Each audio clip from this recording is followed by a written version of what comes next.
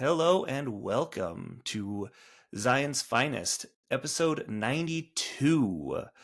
This is JK speaking, and I'm coming at you with a very, very, very, very, very good friend. I have to up it from the last time. Scott. Hello.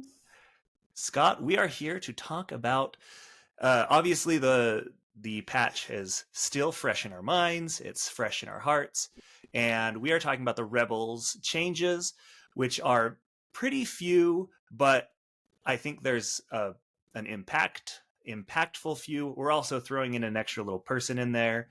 We're just going to get right into it. This is going to be a quicker episode, I think. First and foremost, I'm going to talk about who we are going to change. There is changes to Jedi Luke, to both of the Ewok commanders, and I am going to give deference to my golden god with some Ewok chanting here. Scott, you may join me if you would like, and we will go, ooh, ooh, ooh. I need to watch Empire again. It's been a long time. Return of the Jedi? Yeah, Return of the Jedi. That's how long it's been. See, seriously. 3PO has been severely buffed. We'll talk about him almost immediately, and then we will talk sadly about someone we're throwing into the Rebel Alliance because he's not actually part of anything, and that's our boy Obi-2. Yeah, he had to go somewhere. He had to go in with some of the episodes, so might as well be here. We had to talk about him, and this is the best place, and it's real sad. All right. I'm excited to talk about this episode. As a very failed Ewok player, we got such a buff to C-3PO. First and foremost, he is now 3 points. One of the big issues that Leia ran into previously was she is 7 cost, and there's no good 3 cost supports, and there's only a certain number of 4 cost, and there's like the numbers just really did not add up for Ewoks.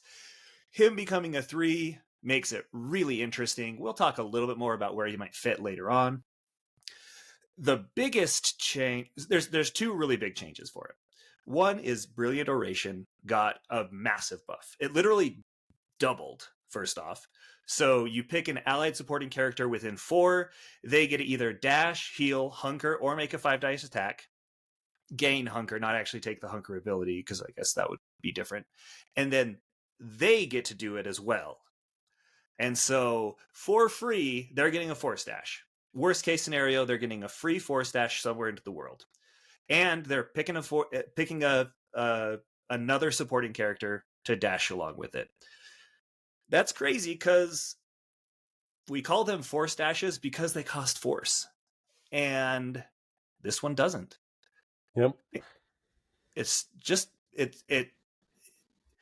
doesn't do everything. It doesn't let you dash and attack. It doesn't give a ton of all of the things. It is range 4. It is only supporting characters. It's only Ewok supporting characters, I say in air quotes, but these guys are just tied to Princess Leia, and so this might as well read Rebels.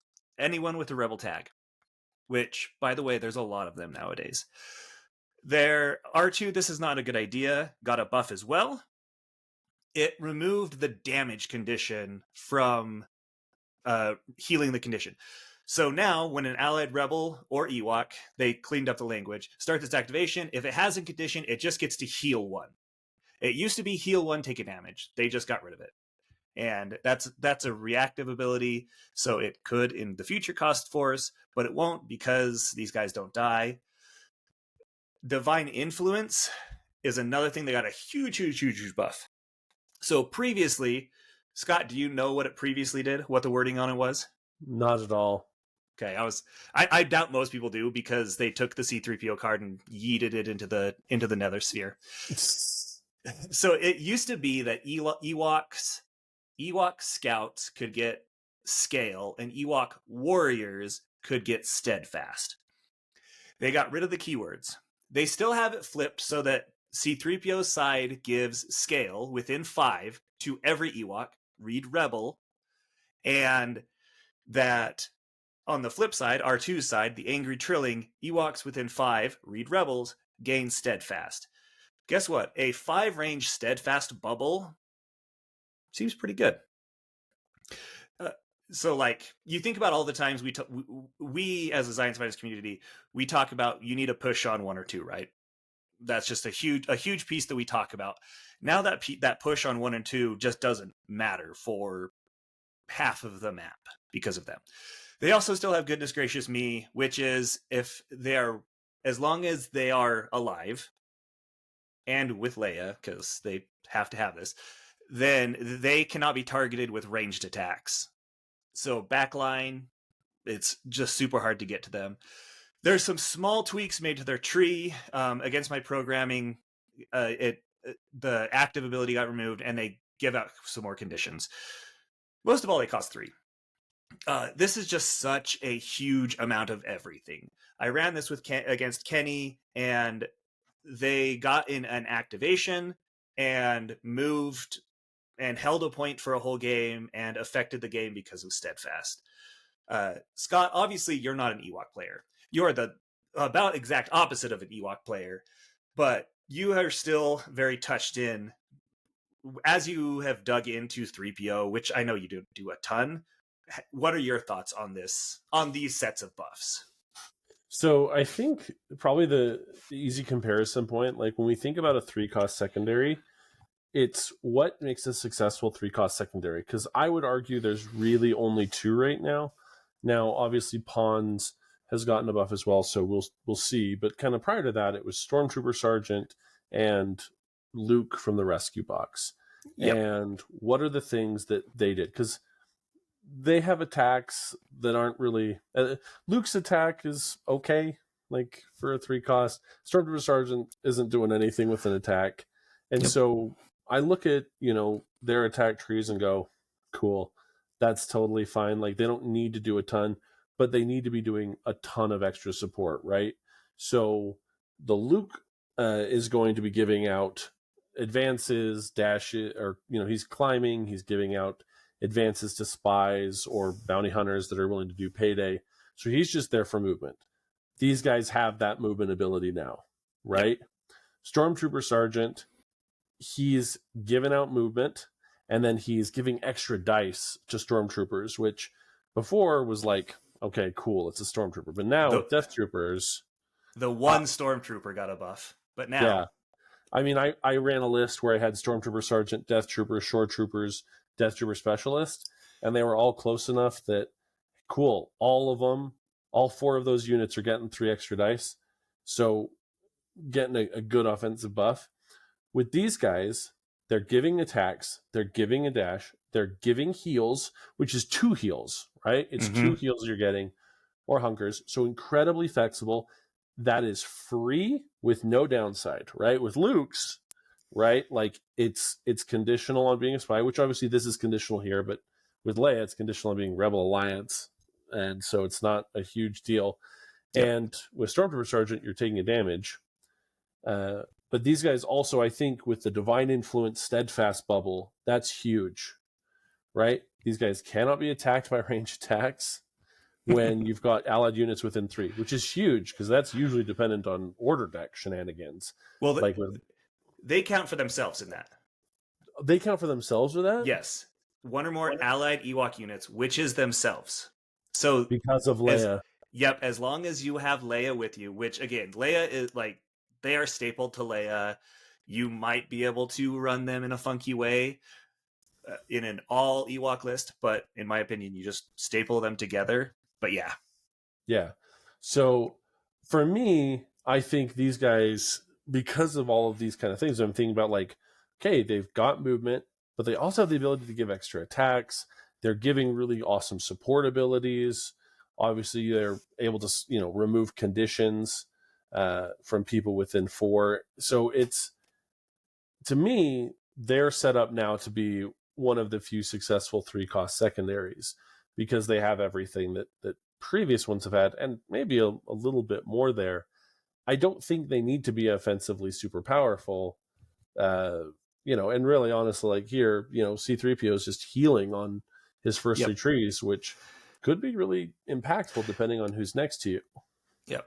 The other tree, which we're not showing on the video, is basically the same expertise. Like all of the offense is the same, but basically there's two shoves. There's a shove on 1 and 2. Like angry trilling, which is the R2 side, has a shove on 1 and 2, and that's really what you're going to be an angry trilling like 90% of the time, because shoves are really good. When I played him, he caused Kenny quite a bit of fits because he always had to think about steadfast, and Anakin kept trying to kill things and then wanted to shoot R2 with a range attack, but you can't, because they just can't be targeted. And then R2 pushed him twice because let's face it, R2 hates Anakin. I mean, you get abandoned enough, yeah, that's going to happen. Yeah, so I think they're in a really interesting, cool position. Like, the thing is that obviously they're really dependent on being with Leia and being with Ewoks, and so that's a bit of an unfortunate scenario. Yes. Where their utility is a little bit more limited. They're not universally good, so you're only going to see them in like particular lists, and their stock is going to, fall with how well Ewoks perform in the future. But they're not going to be the thing holding Ewoks back, which I think previously, I mean, not they weren't solely holding back, but they were a big part of why Ewoks wasn't as viable. Oh yeah, they just didn't get played. Like, you didn't even think about them. But they are if a support unit, a pure support unit, meaning you're 90% not attacking, you just exist to help other people out, this is who they are. So if this works or if this doesn't work, then support units need a lot more tweaking. Yeah, agreed. Let's move on to the other Ewoks. The 2 Ewok leaders got buffed: Logray, Bright Tree Shaman, and Chief Sherpa. Their biggest things that happened was that their 2 offensive versus defenses. Logray's defensive bubble, while he's not wounded, characters and other allied Ewok units add a dice to their defense roll. And that used to be a range 5. It is now infinite and eternal, it is forever and ever and ever, as long as he's not wounded, which, by the way, the goal, if you ever see him, is kill him quick.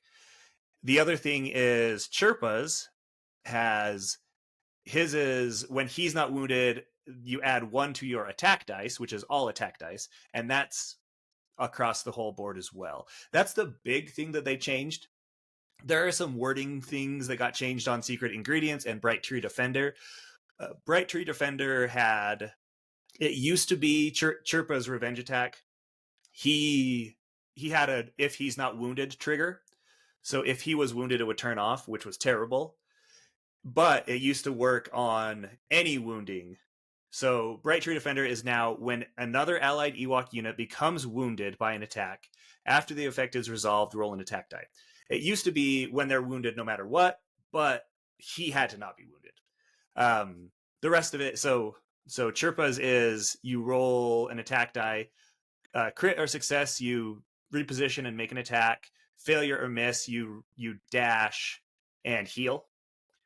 And so it's better. He's in direct competition with Leia for that 7 spot. There's a chance that he, and with Ewoks and a full Ewok list, might something, but I don't know that this is super impactful. The other small change is that Chief Chirpa's Bright Tree Elder side, it used to be on 1 expertise, it was a hit and a damage. On now, it is a crit and a damage. So that is impactful. I don't know if it means anything. Scott, what do you think? Does this move the needle for you? Do you think any differently about Ewoks at this point? So, not really. And I'll say this. I think the infinite buff range, while welcome, is not really the issue. And the Bright Tree condition change also is like, okay, cool. Chief Chirpa was clearly just not as good of a primary to take as a jungle Leia. She's just kind of offering a lot more, both in terms of sort of support, defense, mobility. She had a ranged attack, which Chirpa doesn't, which is the problem.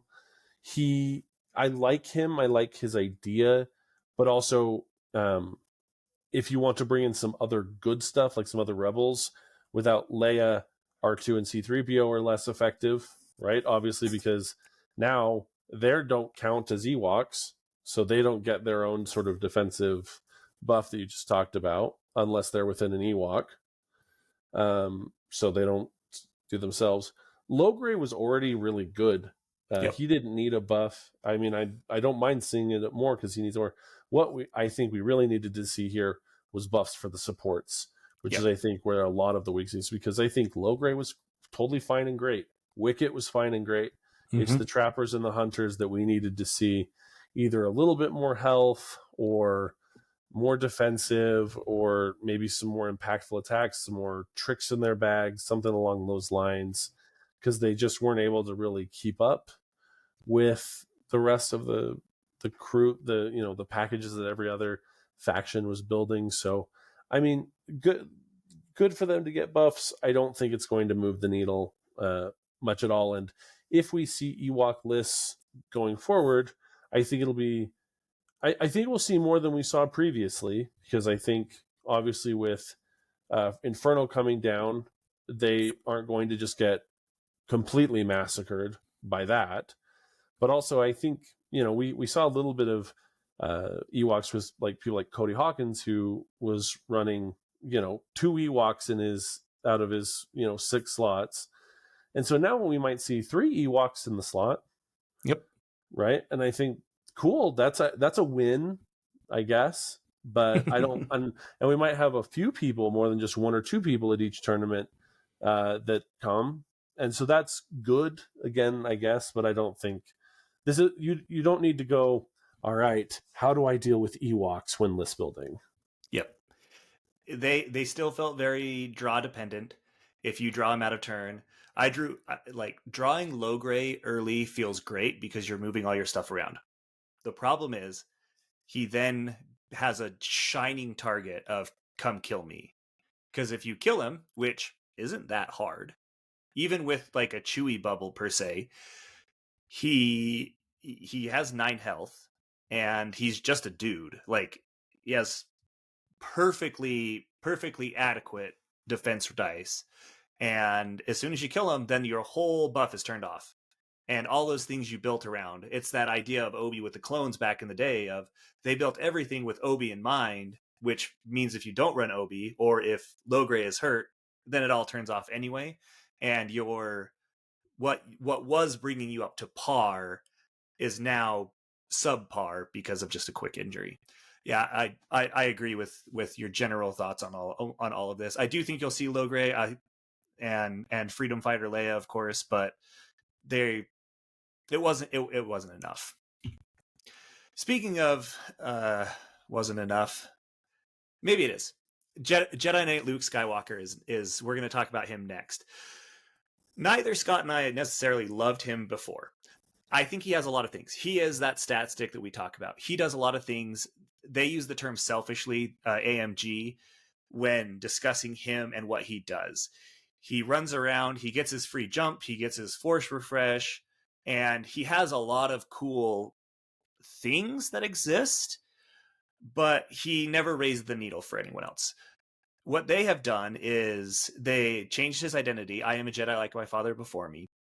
It used to be that when his order card was in the deck or reserve, allied units, he would get immunity to expose. And then if it was not in the order deck, he would get immunity to pin. So basically, once he's activating, his pin would fall off. Now they've turned that into a bubble of range 5. Every Rebel Alliance character unit within 5 has immunity to expose if you have not drawn him yet, and if you have, then it's immunity to pin. The idea is you're running around, you're healing, you're bubbling, and you're doing these cool things. I don't know that was his issue before, but I really like the idea. I like what they tried to do. I just think that it could have turned up a little bit more. Scott, what are your thoughts on Buffy, on buffed Luke Skywalker? Yeah, so I don't think that Luke was super far from being playable in a really viable way competitively. Like, it's one of those things where every 2 or 3 months Kenny would be like, "Oh, I want to try Luke," and I'd be like, "Don't do it. Luke's bad." And he'd be like, "Well, okay, maybe, but like this." I'm like, "No, Luke's bad." And then he'd try him out, and it'd be like, "Yeah, Oh, Luke's yeah. bad." It's like, "Oh, but like Luke's maybe a really good counter here," and I'm like, "Sure, but in most other contexts, Luke's bad."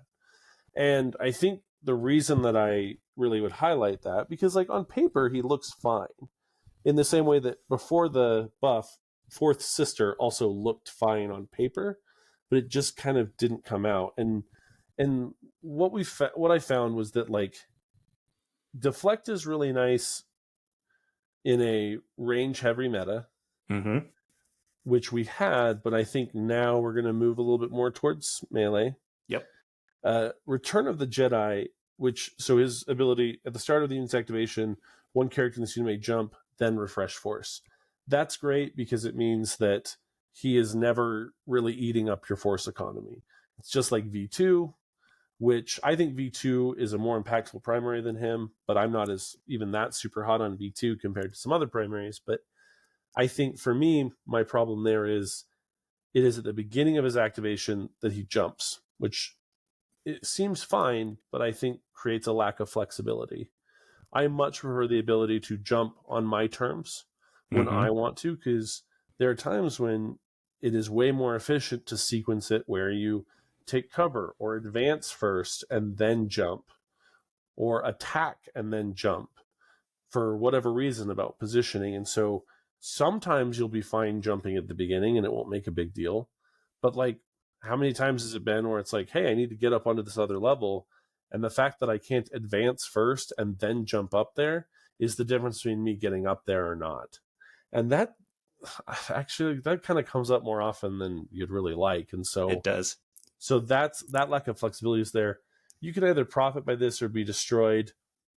The fact that it's also something that like, hey, it's extra movement, but you have to be within 2 of an objective already, and then it's a great way of basically saying, get off that point, give it to me, or I'm gonna like attack you, and between 2 attacks I'm probably gonna wound you or do enough to push you off anyway. So that's a nice little piece. So don't get me wrong, I like that.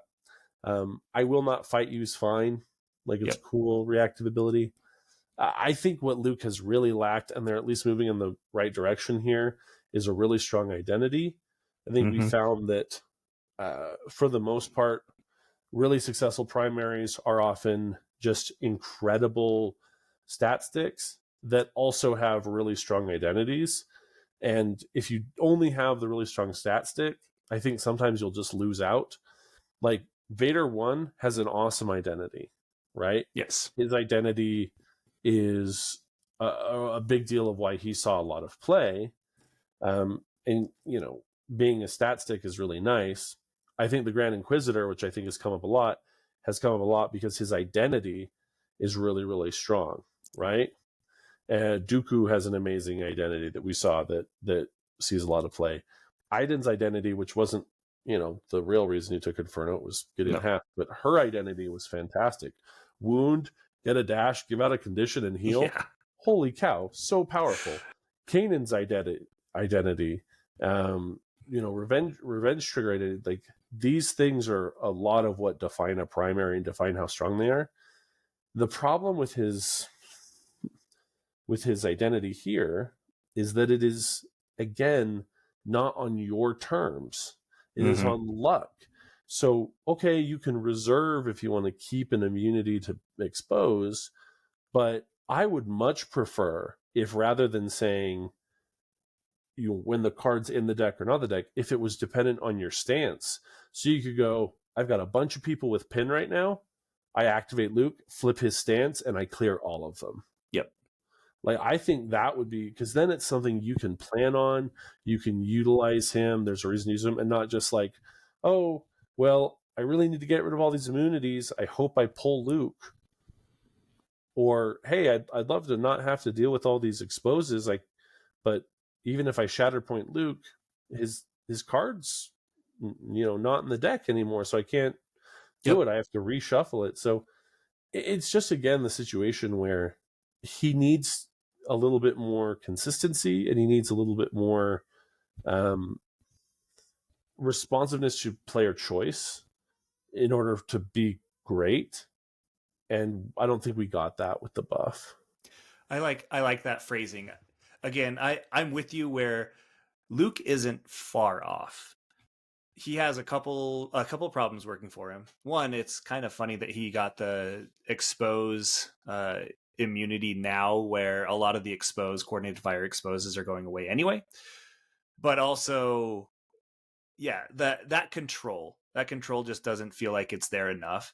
His other problem is he's like the 6th best rebel primary, and it is hard to say that, but Kanan, Hera, Princess Leia, Pumpkin Leia, Cassian are just essentially just run of the mill, just better. And so it's kind of one of those, do you want to run him? And people do want to run him because he's Luke Skywalker.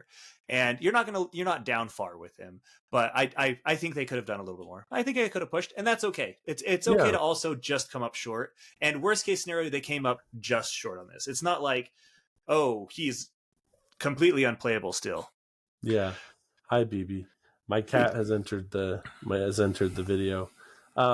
Yeah, one thing I was thinking about, because when the buffs came out, I was thinking, ooh, maybe I could do something with Cassian and Luke and pair them together, because obviously Cassian with only 2 force, and you're looking at Luke, who's going to be, generating a force for you, not going to be a drain on that. And I just went, but why wouldn't I just take charming Princess Leia? Yep. She's so good. Honestly, like, Cassian, I think, is going to be the new strongest rebel primary, but I think charming Princess Leia is right up there. Yep. If Kanan is probably the single strongest figure, but it's just that he's kind of really wants Spectre to be around, and the other Spectres aren't as good as he is. Yep. But like, those 3 are just going to outclass Luke pretty much every time. I think that he probably has a place in your premier list if you really love him and you've got those other 3 already, but you'll have to see how it goes. Yep. And BB agrees. And really, what else matters? Yeah, BB is named for BB-8, so you do know she does have a valid opinion on Star Wars. There you go. Our ratings probably just went up with the cat. All right, and now we really go to the sad day. Obi-2. Super sad. Yeah. So this is Obi-Wan Kenobi out of hiding. This is the secondary Obi. He is still 4 cost. He is still a Force user and a Jedi, and most of his kit stayed the same, except the whole reason that you brought him, which is Mind Trick. So it used to be that you could kill an attack. Basically, you'd either kill an attack completely and they just lost it, or you made it just completely worthless and a lot less powerful. Now, his new Mind Trick ability costs a force, it's reactive, when an enemy character within 5. So now it targets the enemy character versus the target of the attack, which is a switch from the old one. This unit may use this ability. If the attacking character does not have disarm, it gains disarm. So he now is giving out disarm. And don't get me wrong, disarm is pretty good. Losing all of your expertise, turning half of the dice into failures is very good. This ability by itself isn't bad. He took a stray though, and for Kenny, a stray is when something else happens and you just happen to be in the line of fire. He loses so much by V1's nerf. His tree is fine at best. It's mediocre. Vader 1 used to give out dice to everyone. Now it's either only Republic or Empire. Obi is neither, and so he no longer gets the buff. So his tree doesn't go up. And that in turn hurts Vader 1, who wants to be with Obi. And it's sad panda. Scott, tell me your sad panda about it. Yeah, so really, Obi-Wan was a pretty frequent use case in the prior to Inferno meta, and still even pretty not super frequent, but people still definitely ran him, especially because he only had his previous mind trick. He only had to be within range 3 of the thing being attacked, which was real easy to do. And you set up really difficult scenarios because it said, hey, either you are going to have to just be okay not attacking, or you're going to be okay costing me 2 force, but then I'm going to get to attack something else, and yeah, you're going to get 2 fewer dice. And so he created this really difficult proposition, especially after Ki-Adi-Mundi came out. It became, hey, mind trick is only going to cost 1. I mean, I saw games where people were 3 force for 3 mind tricks, and that was really powerful, right? That was a huge impact on the game. Greater purpose meant that ARFs weren't doing anything to him, right? Hey, if you want to make me exposed, go ahead, but I'm going to heal instead. If you wounded him, his dice pool got stronger. Run is such a strong ability because you get that reposition where you're getting a heal at the first. You can give it to someone else if you really need that. As you mentioned, his defensive expertise is totally fine. It is literally a 1-for-1 defense, 1-for-1, 2-for-2, 3-for-3, the most straight down the middle as you can get. But as you mentioned, his offense, so his tree is okay, right? So he maxes at 7 damage. He's got 2 pushes on 3. He has access to a boatload. He can do up to 4 heals if he goes on a certain route. He has access to reposition. Like, his tree can be really useful if you get 3, but really 4 steps, right? And so having Vader to give you're rolling 9 dice instead of 6 was a huge part of that. Because if you're rolling 6 dice, most of the time people are rolling 5 defense dice. You're only expecting 1 or 2 on that, particularly because on his expertise tree, it's 1-for-1 hit, which 1-for-1 hit is literally your expertise is just a hit, and it's probably going to get blocked. But 2 is crit hit, 4 is crit hit. And so if you can be rolling 9 dice, that significantly increases your odds of being able to do something with him, particularly if you're attacking a support or something that isn't as defensive. And so you had a pretty winning combination where it's super easy to heal. I mean, it's a heal on his first step, so really he's only, as long as he gets at least 1 step, he's only paying 1 damage for 3 extra dice. And by the next time he activates, if he hasn't been attacked, he'll just recover it anyway with his run ability. So he was a great secondary that now, his attacks aren't going to be super meaningful. And the problem with Mind Trick now, because as you said, giving out a disarm, it's a totally fine ability. If this was on other figures in other contexts, I can see it being useful. And maybe this is a case of us taking something like, here's what we lost, and it feels so much more impactful that if we just saw a figure with this ability brand new.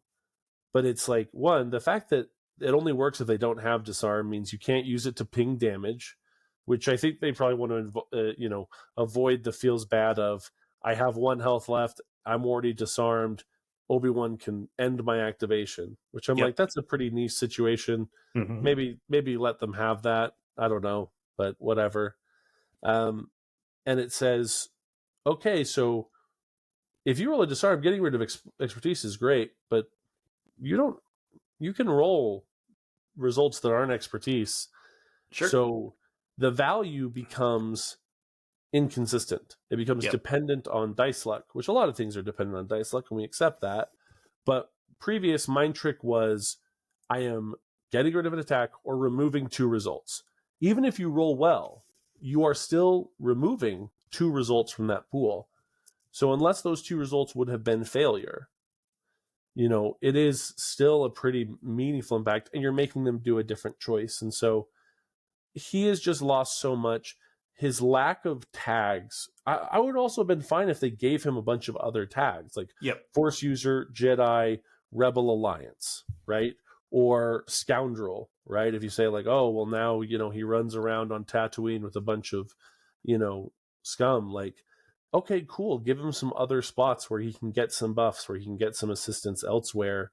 Then that would have been fine because, he was so good, but he was pretty limited where he could be, or at least where he could get synergies. And so I think if you're going to remove one thing from him, you've got to give him more flexibility. So yeah, I don't think we're really going to see Obi-Wan Kenobi out of hiding in competitive play pretty much at all.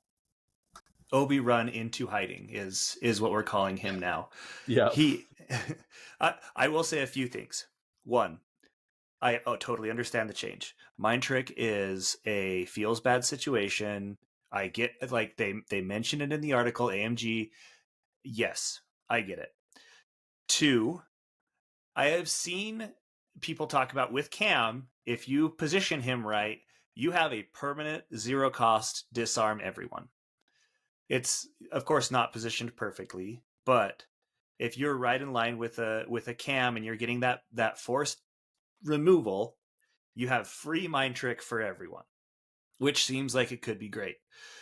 My, as much as anything, feel bad of all of this is I used to never attack Obi-Wan.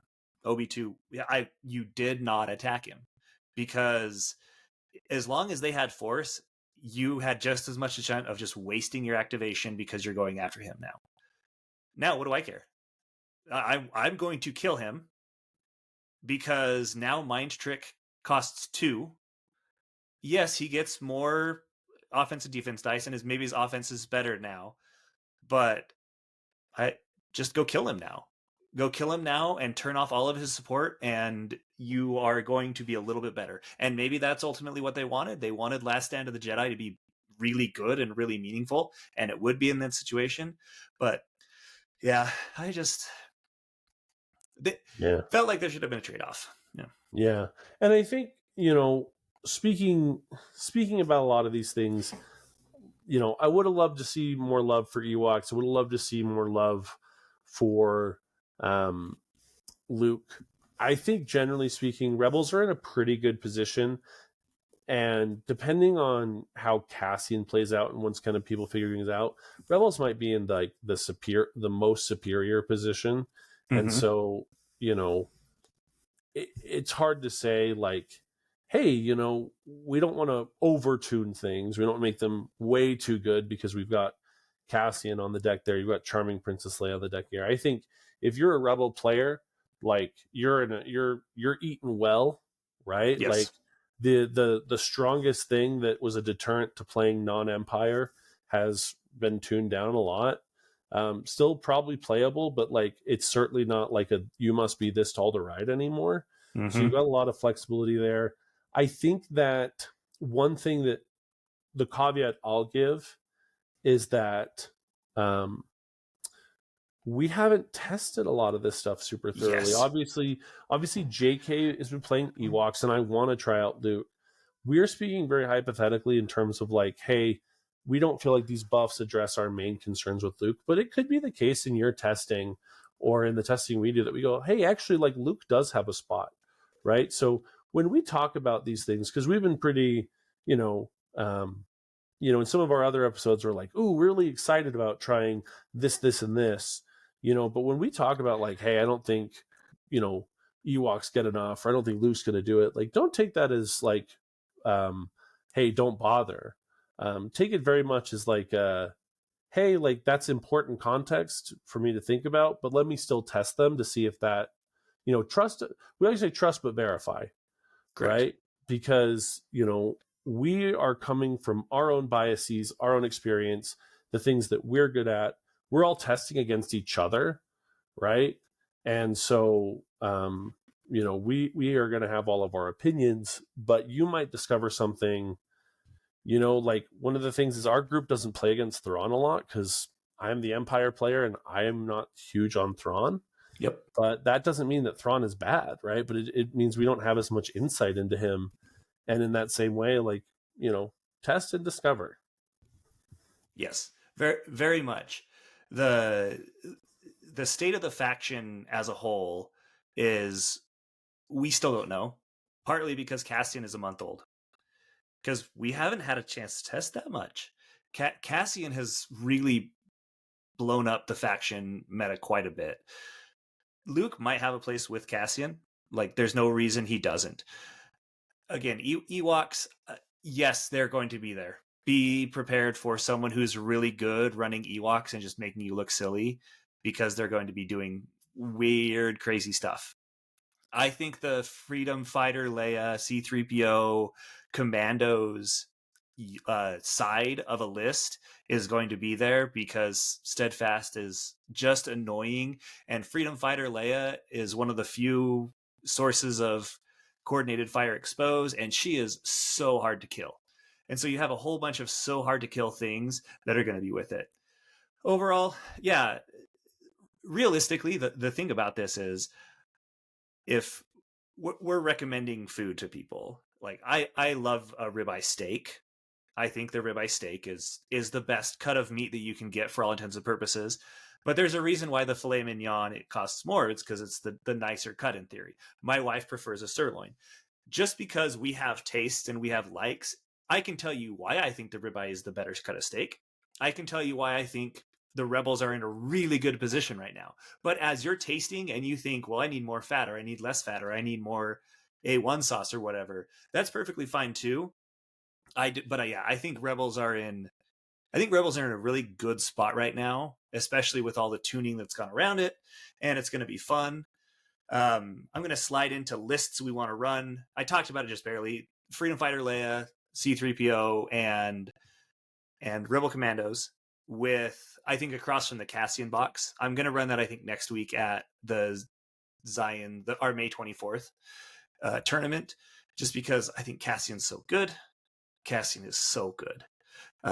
We just, so the thing that really makes it interesting is he gives out a whole bunch of damage. This town's about to blow, and Leia has her explosive charges, and so she can lay things out that way as well. You're going to be able to move C3PO around to extend the bubble. You get two different ways that you get to advance people to midline.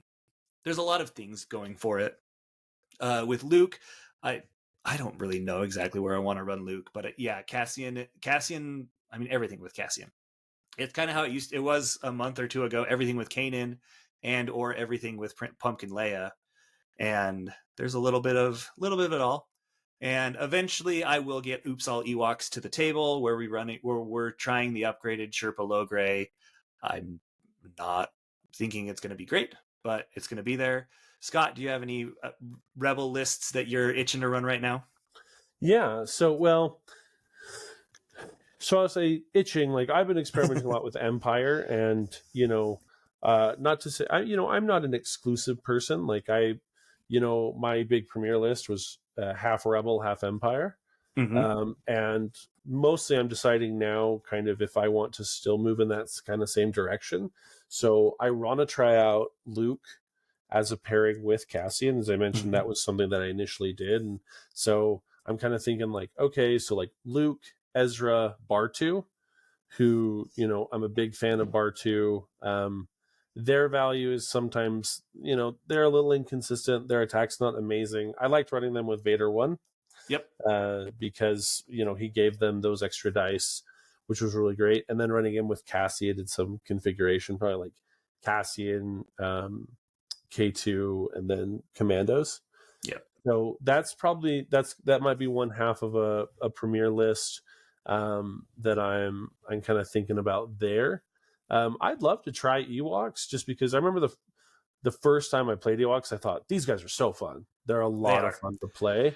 And so, I don't think I am probably going to take Ewoks to a competitive area because I don't feel like that's where I shine. I don't feel like that's the play style that I really excel at. And I kind of want to leave that to people like you and Cody who are just better than me and smarter than me and can do that. I'm going to live on my crutches of running the fun, like the Inquisitors. And I want people that do lots of damage and yeet you off points with force. So that's kind of thing. And really what that's coming up against is, I've got to figure out whether I want like half and half with my premiere or if I want to go all Empire. Yeah. I think you can go all Empire with your premiere now. I've never felt you could before. There just was not enough supports and secondaries to go around. And I do feel like now you absolutely do. So yeah, this week is going to be a whole lot of testing. So we'll see. The nerfs to Inferno made Logray and Ewoks a lot better because it was just you died. The problem is, I think the buffs to the GIs did the exact same thing, where now the GIs just get in your face and kill the Ewoks. But anyway, well, that's our general overview of the Rebel changes. We went a little bit more into detail than I thought we were going to. I thought it was a really good discussion. We hope you guys appreciate it. We hope you guys love it. Come join the Slack. Come tell us we're wrong, or tell us we're right. That doesn't happen very often either. And frankly, I think it's deserved. Hey, broken clock's right twice a day. Exactly. It's normally during the middle of the night and nap time. That's when my clock's right. But we love you all. Please rate and review the podcast. And Scott, thank you for being here. Of course. Thanks for having me. We'll see you all next time. Peace out. Bye.